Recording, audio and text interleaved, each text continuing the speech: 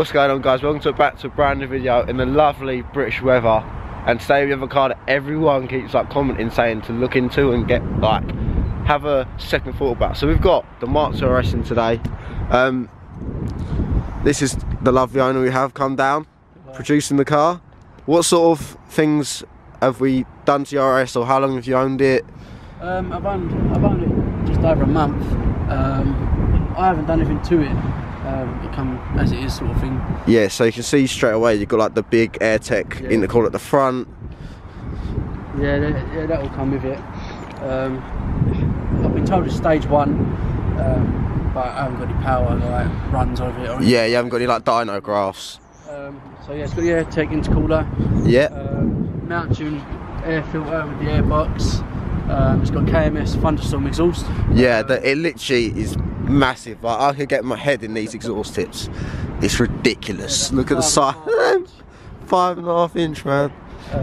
So yeah, that's the D-cat with non-resonated like catback exhaust. Apart from that, that's pretty much it. When I bought it, I had the car 4 hours, and I blew the inlet panel out.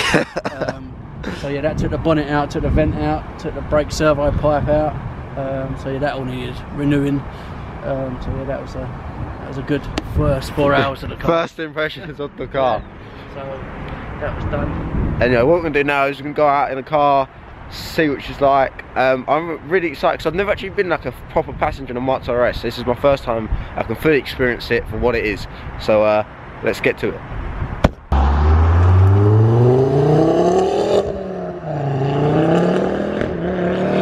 Alright guys, what's going on? We're now out in the RS. So like you said, if you can probably hear it, you've got the KMS exhaust system. Yeah, the thunderstorm, yeah, D-cat. It's not too bad. Driving around, it's not too loud. It's not too drony. It's not as drony as my exhaust personally. It knows a lot like diameter, but obviously got the rear strip down there. And you said you got like, so it's a mount-tuned airbox, yeah, AirTech intercooler, just keep going straight. Yeah, that's the one. Yeah. So I can probably see the torque steer. Torque steer is unreal. I just did the steering wheel then, was just like trying to hold on. Yeah, proper shaking you about. Straight on. Go right. Yeah.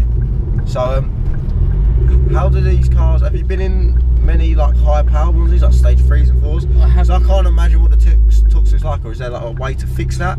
I've never been told there's a way to fix it. I don't know if there's an uprated diff you go for. I've never really been in a high powered one. I've been in a standard, completely bog standard like RS. Yeah. And that was pretty much the same. Like trying to put your foot down, it would just torque steer. Come left off it. I don't know if there's if there's a better diff or some sort of upgraded poly bushing, something like that. Sure. Yeah, because like it's quite violent for like if it is stopped, because they literally stopped for stage 1, you're still fighting for it, and that's like just a stop pull. Do you know what I mean? You don't expect that from a car at the factory. Yeah, exactly. So I can't imagine running like 400 plus brake on it, because you'd just be spinning and steering, really, ain't it? Yeah, I guess that is what makes it like a driver's car. Like it's not a car that you need to know that you're in control when driving. Do you know what I mean? Otherwise you will make that mistakes and fuck up. So obviously you've only had it for like say like a month, you say? Yeah, month and a half, if that. So obviously I know it's quite early, but have you got many plans for the car? I want to go stage 2. It brings it up to about 360 brake. Yeah. That's pretty much it, to be honest. Everything's done.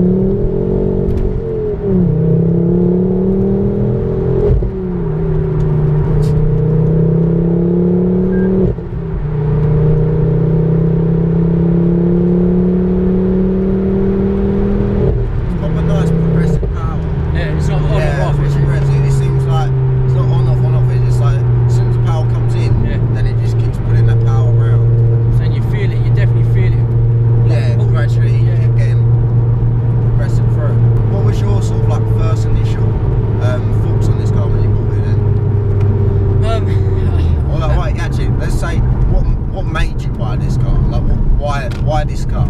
Well, I've always wanted a Mark II RS from probably 6-7 years now, and at first I looked at a white one, but it was in like he wanted too much money for it, and it only had like 18,000 miles on the clock, and he paid someone £500 just to clean the underside of the car. Now for me, I want to drive the car. I don't want a car that's Yeah, that's more like a show style car. Like that's more of a, as you said, show. Whereas I wanted a driver's car. So that I didn't buy that, and then this come up. So I thought well, it's a bit higher, more mileage. It's obviously been used. Yeah. So that's why I went for it. It's not in bad condition. No, like even I was saying like the paintwork for like how sort of, I don't want to say these cars are getting very old, but the age of these cars, the paintwork is still very high quality. Yeah, definitely. I agree with that. So they are getting 10 years old now. I think this was an 09 plate. So yeah, coming up to 10 years. Yeah. I still think the paint's in good condition. Like the seats. Like, it's got like the turbo gauges. Yeah. I love that they put like a boost gauge, the oil temp. So one annoying thing about the Fiesta is there is no temp gauge like for the oil temp. Like it's just a bar, and it doesn't actually tell you the degree, so you don't know when it is hot or not.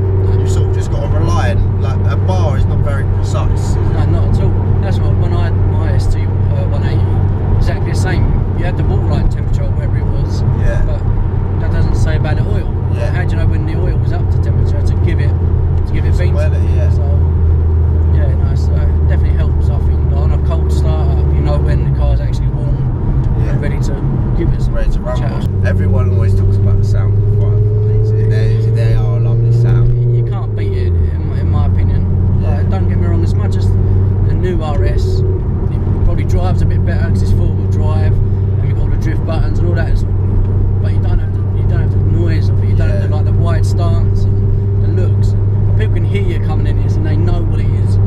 So that's what sold the car for me, sort of thing. It was the noise and the looks, and I just love it's it. very aggressive. Even from stock, it's a very aggressive looking car. You don't really have to do much aesthetics wise to complement that. Exactly. Like it's got bonnet vents in it and everything. Like, I think another thing also I want to do to this is just lower it a little bit of some spaces just to fill the yard scrappy little thing. Yeah, definitely. I noticed that when I was looking initially. Like if you dropped it just about like what 20 mil, 25 mil, it'd be sitting perfect. Yeah, so it does need doing. But as I said, I've had so much like go wrong with it. Yeah. And right at the beginning, not my luck sort of thing. Yeah, you're not going to do it very well, but so far so good. But yeah, touch wood. That's it now. So yeah. But even like I love the feel of these Recaro seats. They hold you so well, and it's not like you sort of the style that give you like it's a bucket seat that holds you well, but it gives you back pain after a while. They're like it's a supportive but comfortable style seat. Yeah, definitely. I think that also like obviously if you're looking at buying one, like the bolsters here, like they wear out, like where you're in and out of them sort of. So that's also if you're looking for one, try and get one in pretty good condition that's been looked after.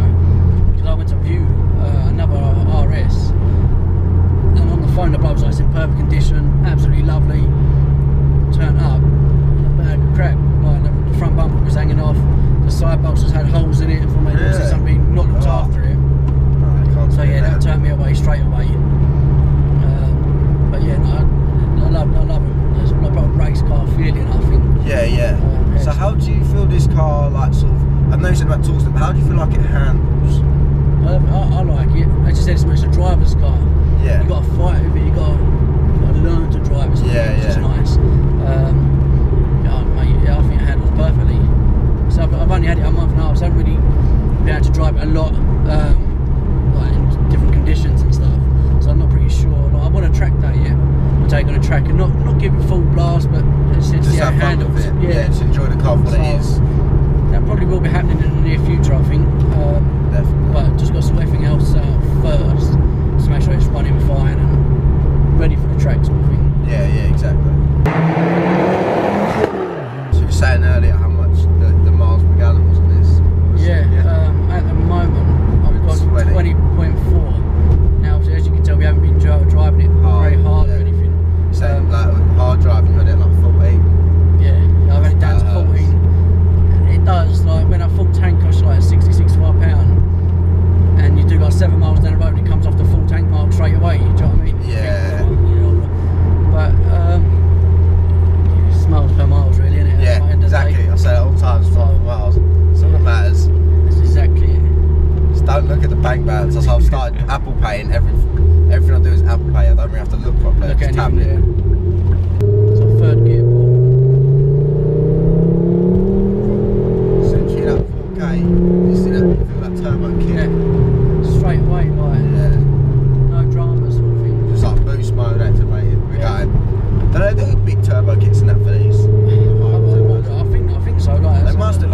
3 and 4, but Yeah. I've never really looked into it. I think it's like the hybrid ones. I think are quite big for this.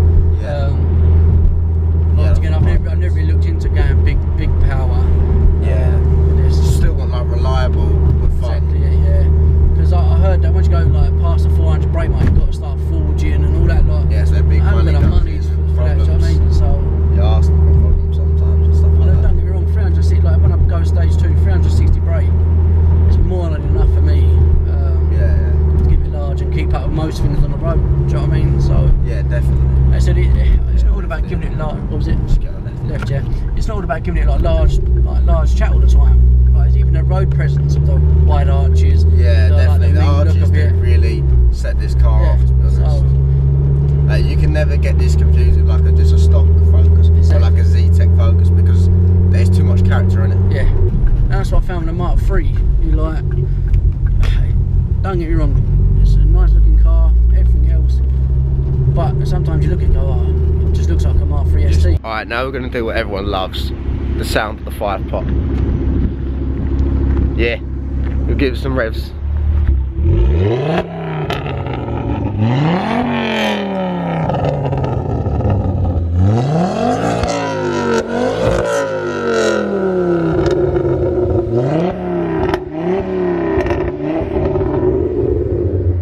Banging. That's the 5-pot sound everyone loves. That sounds the nuts. Love that. Alright guys, so we're going to wrap up the video here. You've heard the sound of the 5-pot, you've heard drive-bys, you've heard revs. It does sound awesome. So yeah, massive shout out to bringing the car on the channel. Yeah, nice. You want to shout out your Instagram? Yeah, it's Marky_Dwyer. We'll have it there somewhere. But yeah, awesome car, lovely looking car. Proper great potential in these. It sounded awesome. So yeah, I'll definitely have more of a look into these now. They age well. I think that money's only going to go up with these as well, to be honest with you. So if anything, this is like an investment as well. But yeah, it's a proper lovely motor. Make sure you check out his Instagram. I have a link down below and have it on the screen and stuff. But yeah, thank you for watching. If you haven't already, go cop the new merch and smash a like if you enjoyed. Comment what you think. This or a Mark III, what is your personal opinion? And smash the subscribe button. I'll see you boys next one. Peace.